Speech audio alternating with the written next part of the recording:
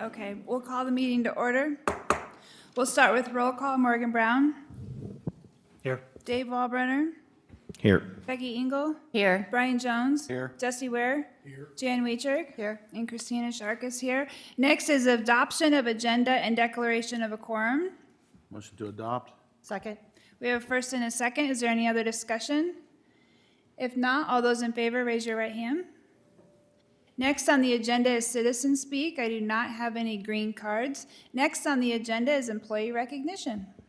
We're excited this evening to recognize 5 employees. Kate's going to join us to introduce each of them.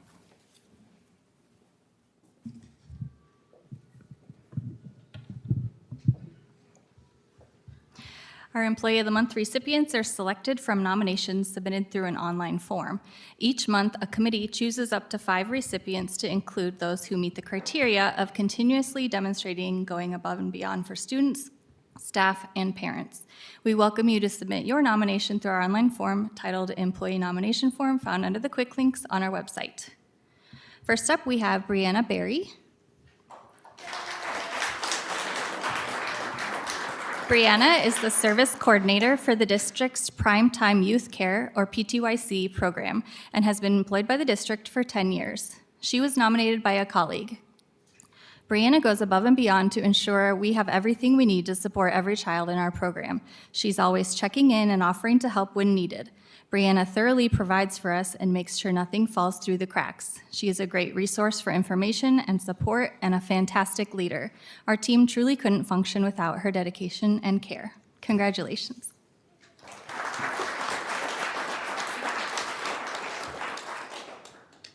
Next, we have Brian Burrows.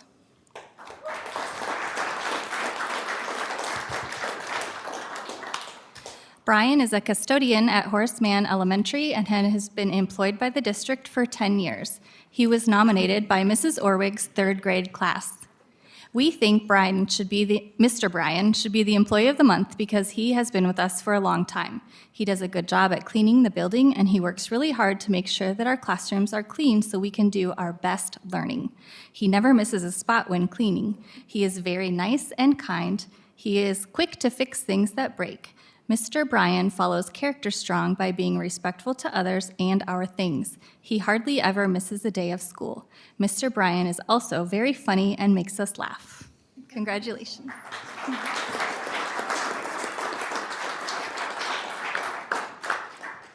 Next, we have Katie Strebe.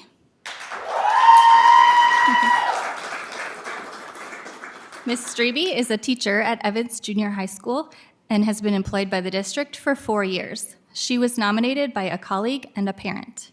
I am deeply impressed by Katie's dedication and compassion to create show choir opportunities. She recognized how much this opportunity means to students and took action to make it happen. Her commitment embodies what teaching and coaching are all about: building confidence, fostering belonging, and helping students discover their potential. Katie truly deserves this recognition for her heartfelt efforts to give students a chance to shine. Congratulations.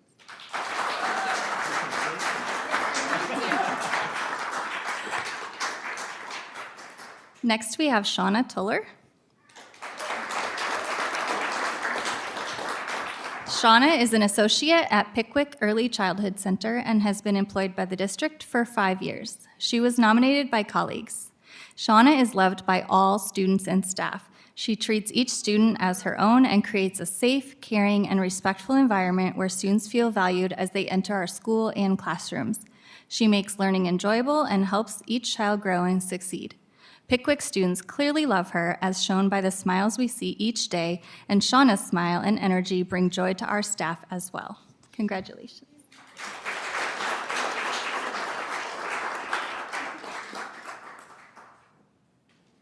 Next, we have Mr. Dennis Vasquez.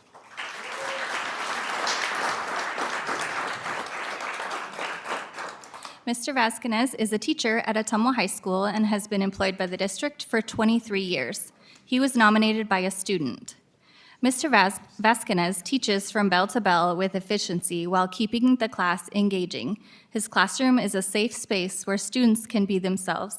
His dedication to student success is evident in the way he shows up every day with energy, patience, and high expectations. He pushes us to do our best and provides the support we need to succeed. Overall, he is an amazing teacher. Congratulations.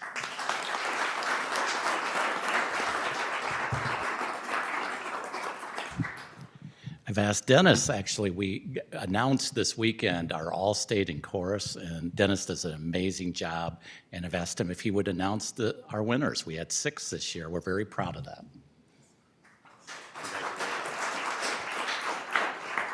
Yeah, we had 15 students audition this year for the All-State Choir, and we had 6 students selected. First, we had Alana Vasquez, who's my daughter. She's here tonight. Serenity France, Mark Fikert, Lauren Archer, Emma McIntyre, and Jordan Lee was accepted as an alternate. So just kind of a little background. This is kind of a journey that started at August 1st, and we've been rehearsing. They go to camp in August, and we rehearse many hours during the week. We had 15 students audition.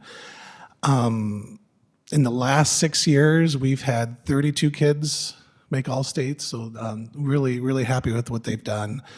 This year, we had 2 students make it for the 3rd year, which I've never had in my 24 years here, and I think it's been at least 25, 26 years since that's happened. So, and that was Alana and Serenity, so we're really proud of them.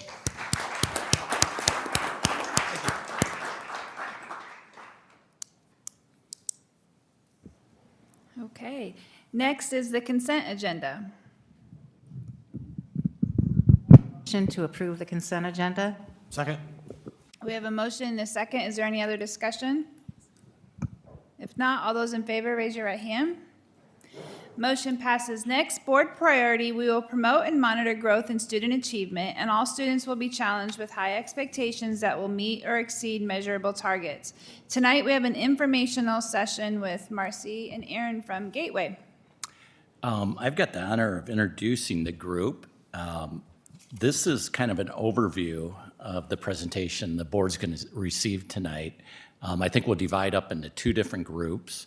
And this comes from the students, and we're just so proud of you and so proud of the presentation you gave to the Department of Ed. And I'll read later what their reaction to your presentation was. But we are here to present for Success Group, a dedicated team of students committed to tackling chronic absenteeism head-on. Our mission is to uncover the real reasons students miss school and create solutions that remove those barriers so every student has the chance to succeed.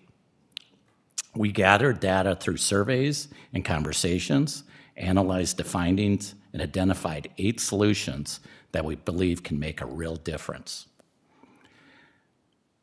Currently, we are planning and implementing those solutions while working to create a supportive and engaging school environment where all students feel valued and motivated to attend. We are also sharing what we've learned by creating a narrative of our journey and developing a handbook that other schools can use if they want to take on a similar project. So we're excited tonight to learn more about your project, and I think the board will be the first group.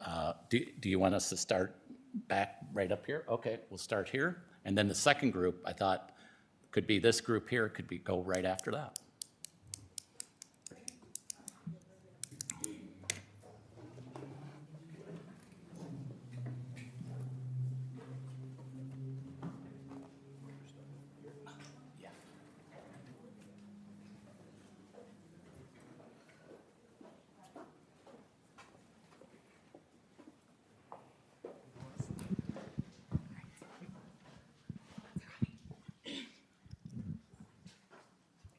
Do I have to say my name?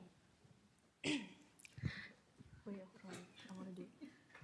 Hi, my name's Aslan, and these are our attendance questions that we had came up before we dived into our project. So, like, is absenteeism really a problem? Who is responsible? Why students should why students are missing school. I don't have no clue what I'm doing.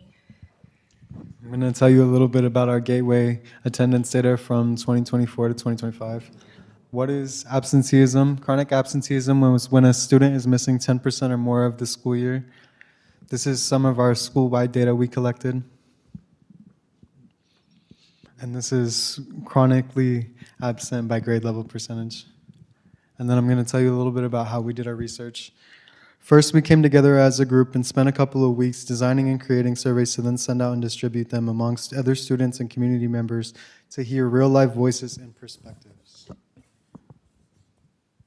Number 2 was collecting data. After sending out the surveys, we then gathered over 500 student responses among 250 community responses to compare perspectives. And thirdly, we analyzed results. After collecting the survey responses, we grouped back up to organize, chart, and discuss any patterns we might have seen or noticed in our data.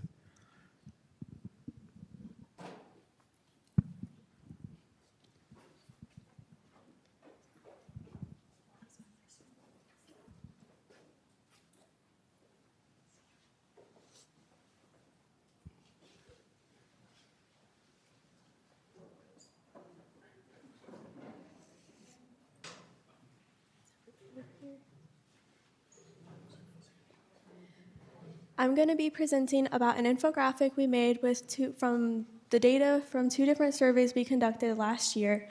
One of our surveys was targeted towards students, and the other survey was targeted towards members of our community. The student demographic was largely made up of 10th and 11th graders, and the adult demographic largely ranged with 31 to 50. We asked students and adults what they believe are the top 3 reasons students are absent from school, and they agreed on family instability, mental health, and school disengagement, with students also pointing out oversleeping and illness as being lead barriers. Students largely agreed that if school had more hands-on or real-world learning, they'd be more likely to attend. And in a later question, 2/3 of student respondents said that they don't feel like what they're learning in the classroom connects to their futures.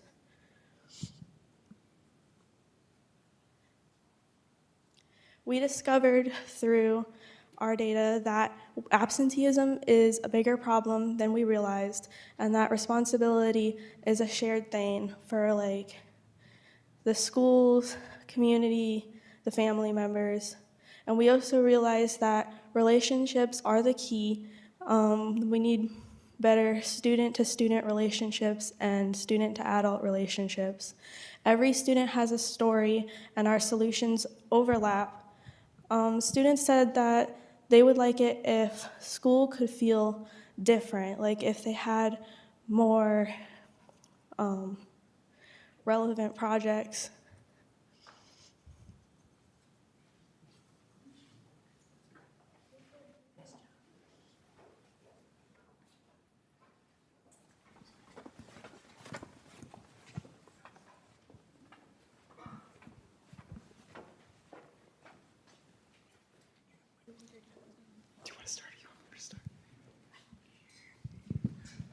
First, I'm going to tell you a little bit how we started our data. We examined surveys results from students in the community to identify real barriers to attendance, and then we recorded the solutions responses made.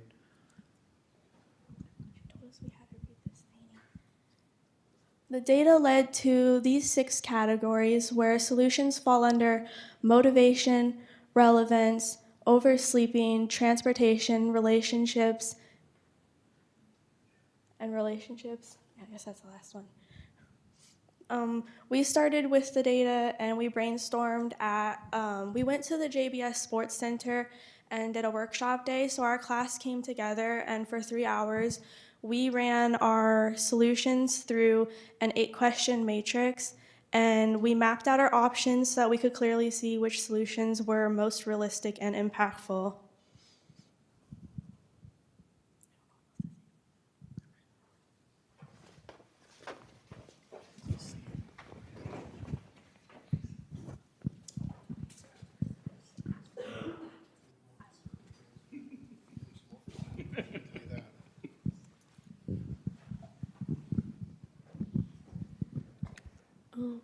I'm Alize Carlberg. I'm doing solutions into actions. We're gonna reset the bus routes. We're gonna match. I'm sorry, I did not mean to do that. Match routes to the students who actually ride, so buses are more efficient. Letters to community employers. We're gonna ask employers not to schedule students during school hours or pressure them to work closing at night or just late at night. Attendance buddy system. This system will pair students to check in with each other in the morning and respond quickly if someone is absent.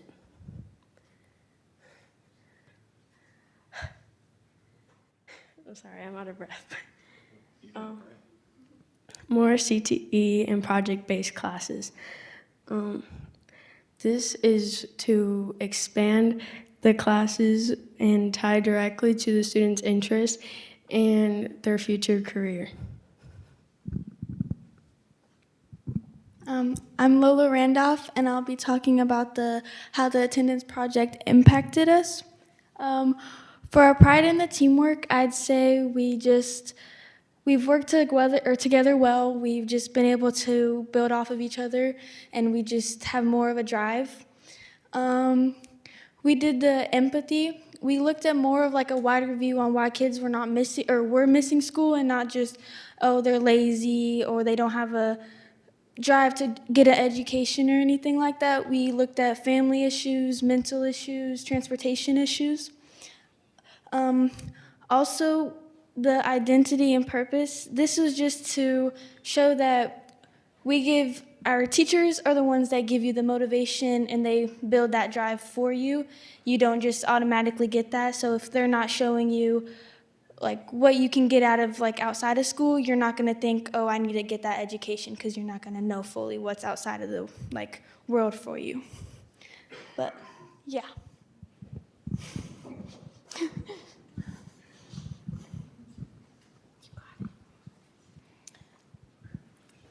Greetings. My name is Lisa Walter, and I'm here to talk about the competencies for English for Real Life A, English for Real Life B, and English 12A.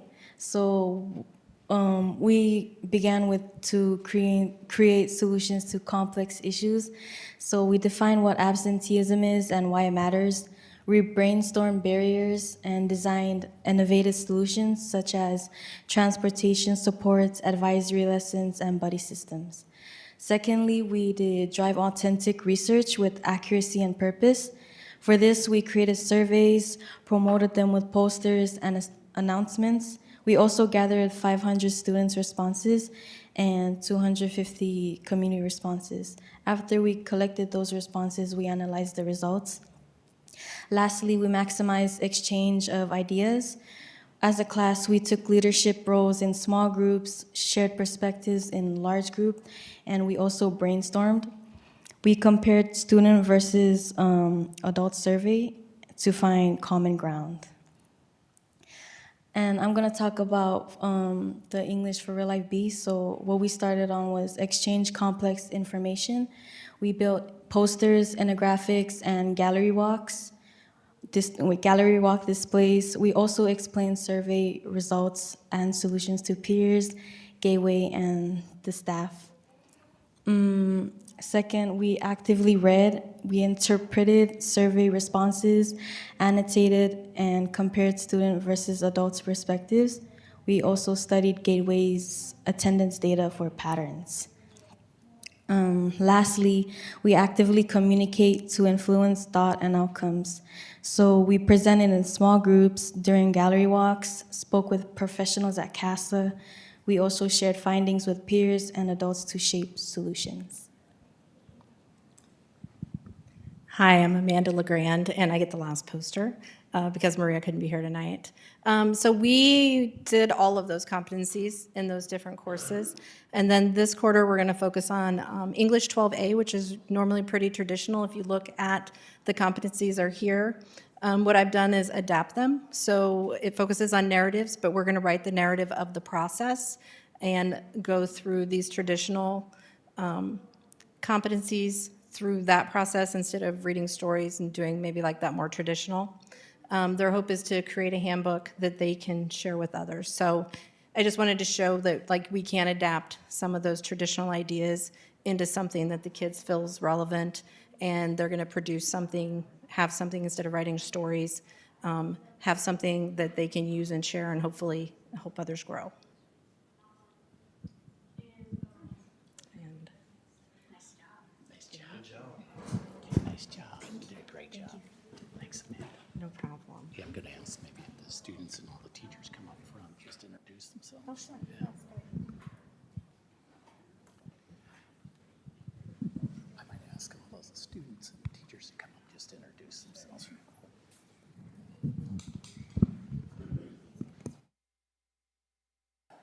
If we could maybe have all the students and teachers come up and introduce yourselves, we'd love that, and give the board a chance to ask any questions they might have. So if you want to come right up to the front here, that'd be great. All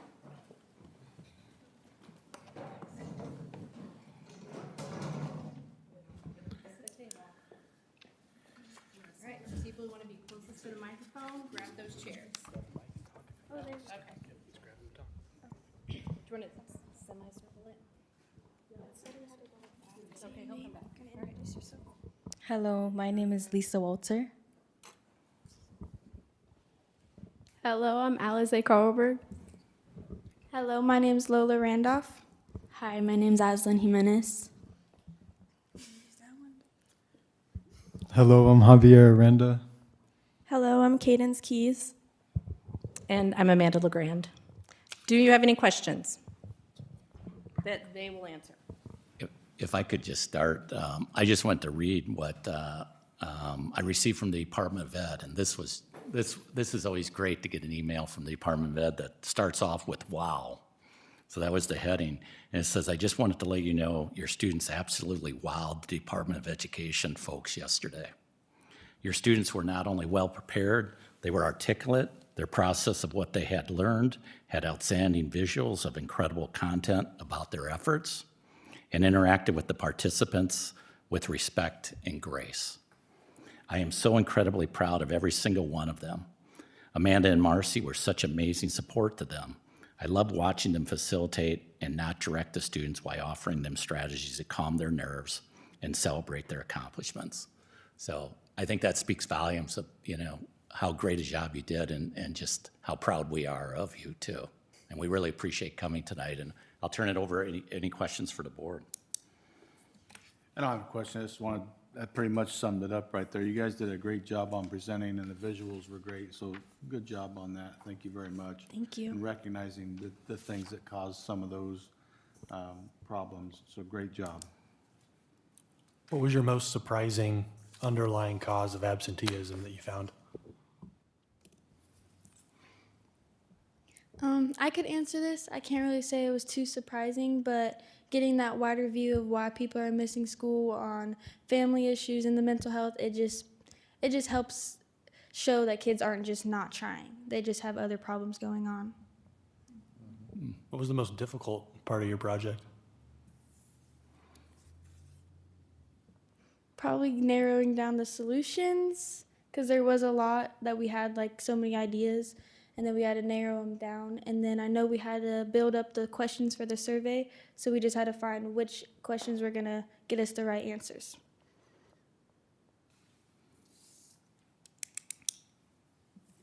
Would you enjoy doing more projects like this? Would that make school more interesting and kids less likely to be absent? I feel like if students were able to do more projects like this, they would definitely find more of a personal purpose to attend school, because it definitely makes the school day feel more meaningful. Make you feel like you're actually accomplishing something at school? Yeah. Yeah. A lot of research went into this. Oh, yeah. Did you start this at the beginning of the school year? It would have been 2 years ago, right? Last year. Oh, last my. year. Last Okay. year. All right. A lot of time, a lot of effort. Good job. Good job. Great job. Yeah. Thank you. Good job. Thank you. Thanks, guys.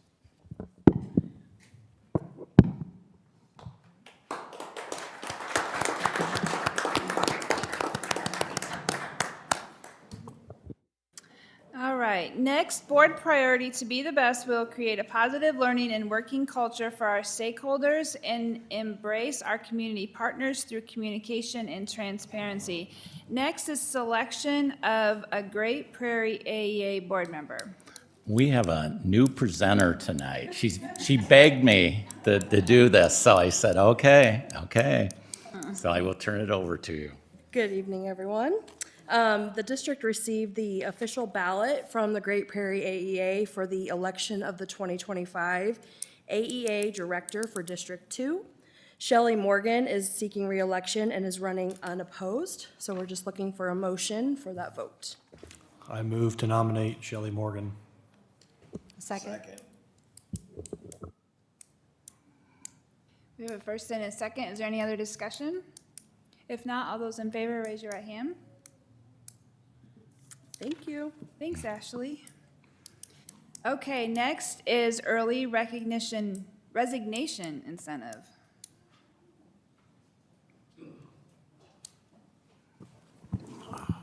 Good evening. The board may be familiar with this. It's about that time of year we start talking about the incentive we offer to staff if they let us know if they're planning to leave at the end of the school year early. So this always benefits the HR department greatly to find out what certified positions we may have open. The earlier the better. It allows them to be active during the hiring fairs and early graduates from any of the universities. We've done it the past several years. I believe last year we had one of the larger groups. We had 17 last year, but over the last 4 years, we've had an average that generates a cost of about $39,000, so about 13 participants. We offer $3,000. We pay it out with their last check in June, and it applies to any of the certified positions. So anybody, any of the teaching positions, librarians, counselors, as well as any licensed administrative positions. And it just gives us a jump on starting to hire for those openings. So I'd be happy to answer any questions. Make a motion to approve the early resignation incentive. Second. We have a motion and a second. Is there any other discussion? If not, all those in favor, raise your right hand. Thanks, John. Next up is the RFP to solicit for a superintendent search firm. I'll talk about this real quick. We've had a chance to do a couple fun things during this agenda, and we have a couple not fun things, and this is a not fun one. So earlier during this meeting, we officially accepted Mike's resignation as superintendent. So with that comes our responsibility to select the next superintendent. So that process starts with issuing out an RFP to a search firm that then will do some of the legwork on behalf of the board to find the next superintendent. You guys had this in your board packet to review. Pending board approval tonight, it'll be issued tomorrow to 8 Midwest search firms that the district has used in the past. And so if all of them respond, that's a really good pool of candidates to look through. Those proposals are due November 5th. So that's a little over a week from, or about a week from tomorrow. Each of you should look over those proposals, and no later than 5 o'clock on November 10th, you should pick your top 3 that you like the best and let John know your top 3, because he will then ask those 3 to come and present to us at the November 17th meeting. You don't have to pick 3, just pick up to 3 that you like the best. Then at the November 17th meeting, which will include everybody but Jan, we will then pick from that group to approve one of those proposals, and then that firm that's picked the night of November 17th will get to work looking for a new superintendent for the district. So any questions about that process? There's a lot of dates to keep in mind. So the issuance is tomorrow, October 28th, pending board approval tonight. Proposals are due 11/5. Let John know your top 3 that you like the best by November 10th. Up to 3 will present to us the night of the 17th, and then from those 3, we need to approve one that we want to work with. You can see This was a very well-written proposal. You can see the kinds of things that the district is looking for as far as the type of candidate, the type of search firm we're looking for. Once the search firm is picked, the board will have a chance to meet with them. Most of us have done this process before, but we'll have a chance to meet with them in depth just to talk about what kinds of things we want out of Mike's replacement. So, any questions about that process?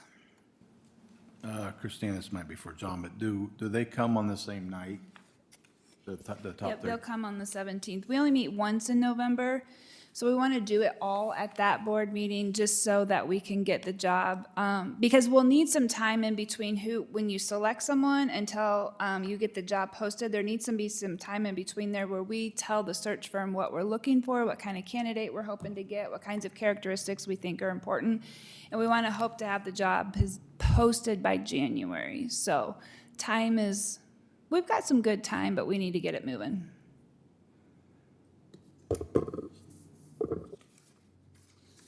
Any other questions or thoughts about that? I'd make a motion to send out the RFP for superintendent search firms. Second. We have a motion and a second to approve the RFP as it's written and issue that tomorrow. Any other questions or comments? If not, all those in favor, raise your right hand. Okay, motion passes. Next is board policy update, second and final reading.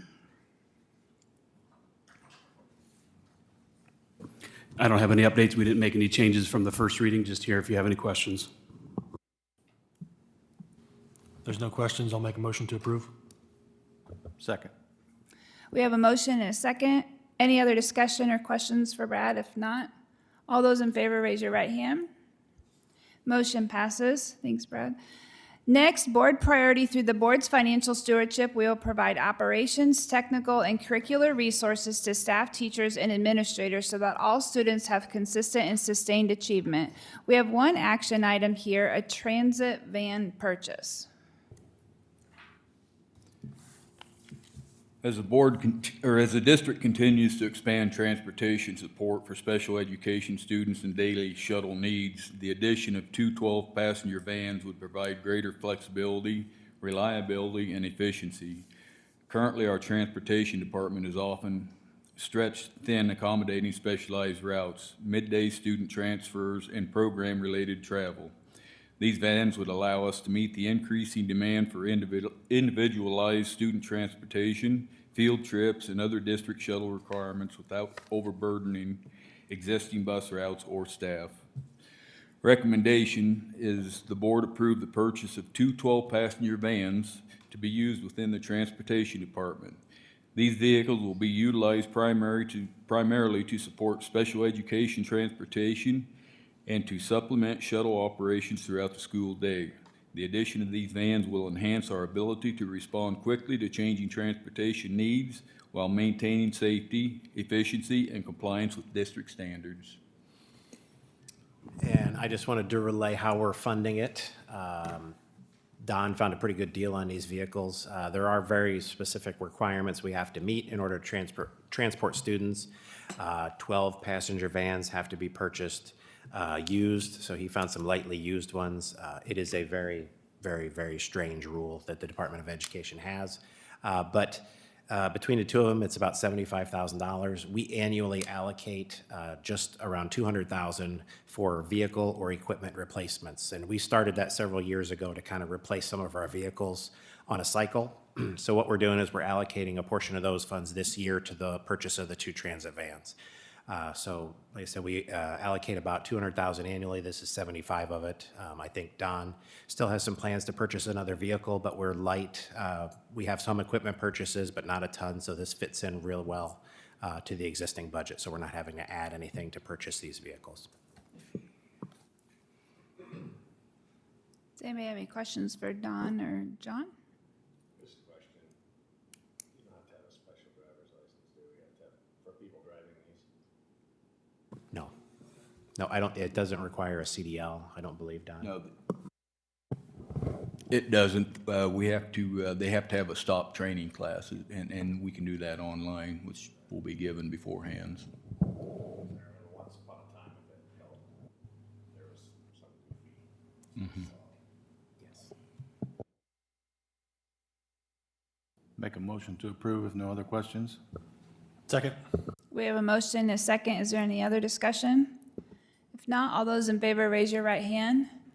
Motion passes. Thank you. Next up is superintendent report. Thanks, Christina.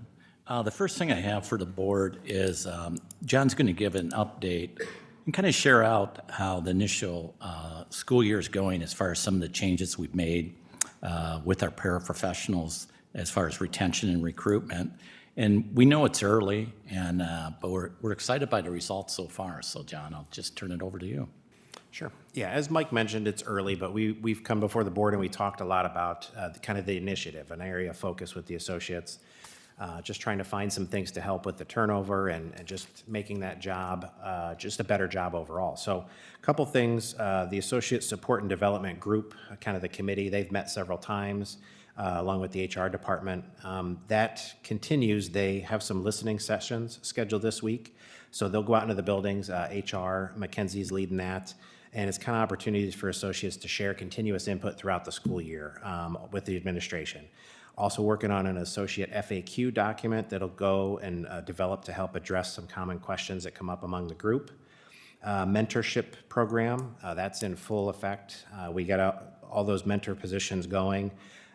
It's been very well received. We've got a lot of positive feedback from the new employees as well as the mentors. The mentors have really kind of dove into it and accepted that challenge, and it's evident. We're seeing it. They're kind of go through a checklist of items with the new hires, helping them get onboarded a little better, and then serve as a resource for questions as they get into their role. So we see that continuing to pay dividends.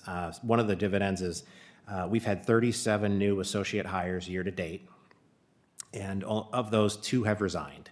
And it's disappointing to have anybody resign within a couple of months of the start of the school year, but that number has historically been much higher. And that's one of the things we identified where we'd get people in and they maybe didn't know what the job was and we were losing them.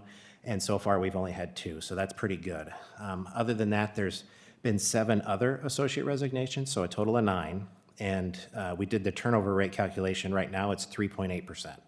And that's reasonable. We'd love it to be 0. We're never going to get there, but 3.8% is pretty good. At the same point last year, we'd received 13 resignations, and it was just about 5.5%. So it's a little lower, and we'll see how that number develops. But we're positive to see it's lower, and we're positive to hear all the feedback. So,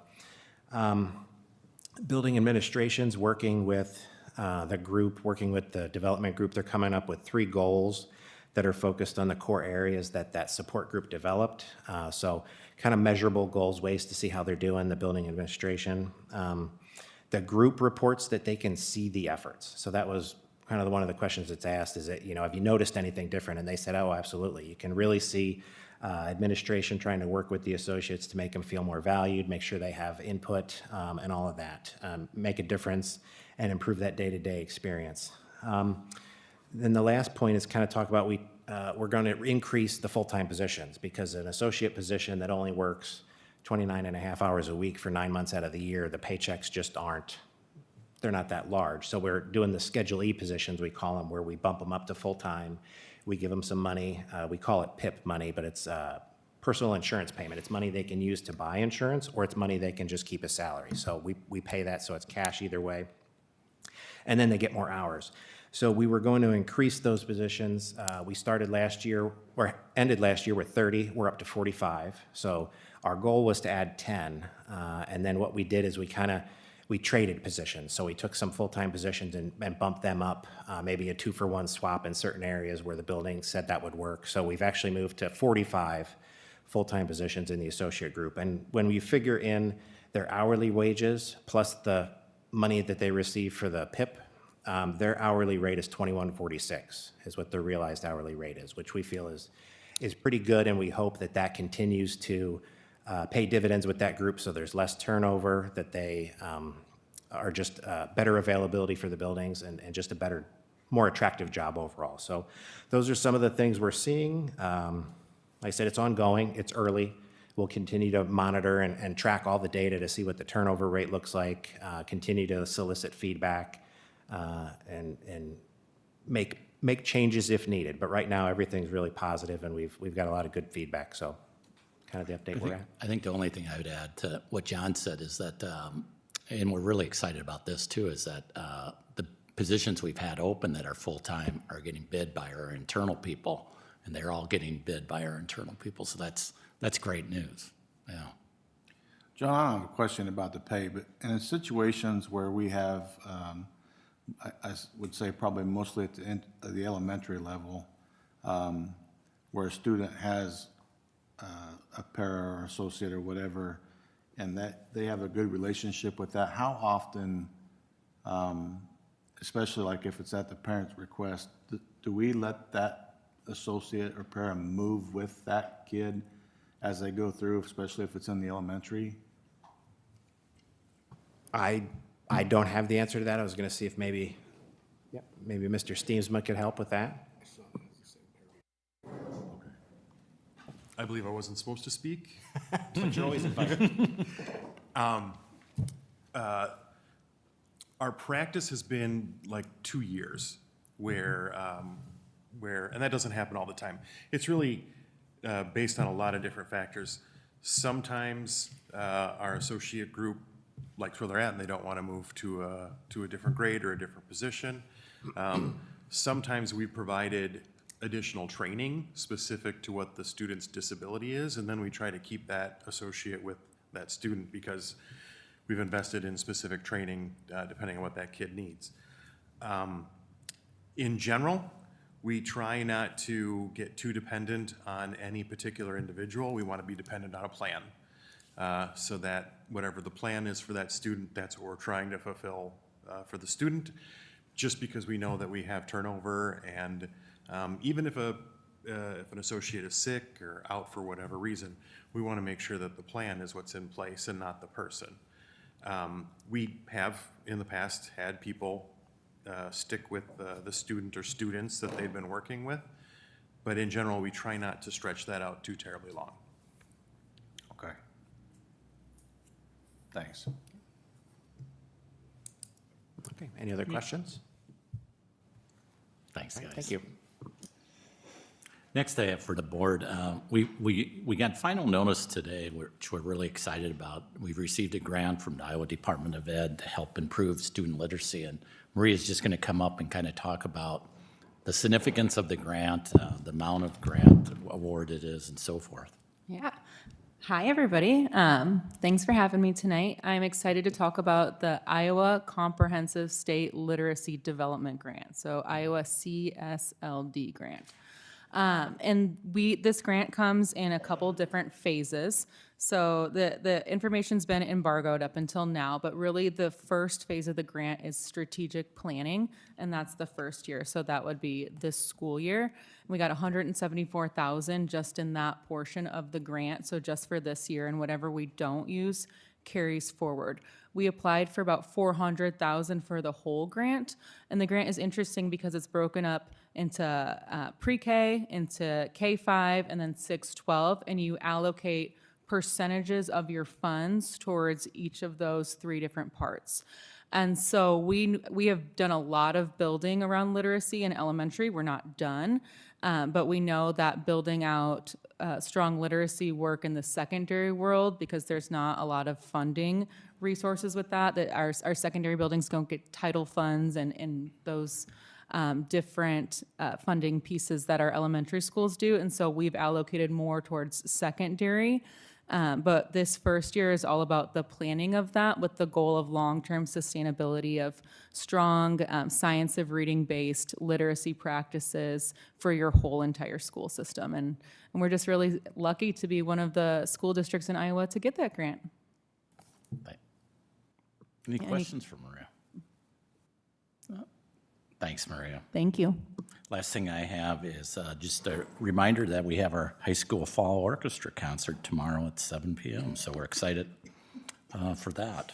And that's all I have, Christina. Thanks, Mike. Next is board member topics.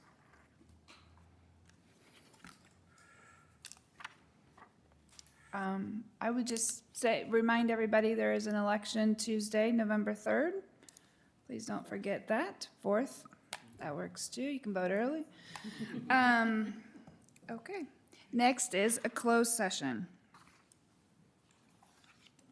We need an agenda to move into closed section as approved by Iowa Code Section 21.51E. I move we enter closed session. Second. We have a motion and a second. All those in favor, raise your right hand. We're in closed session. We'll take a 5-minute break.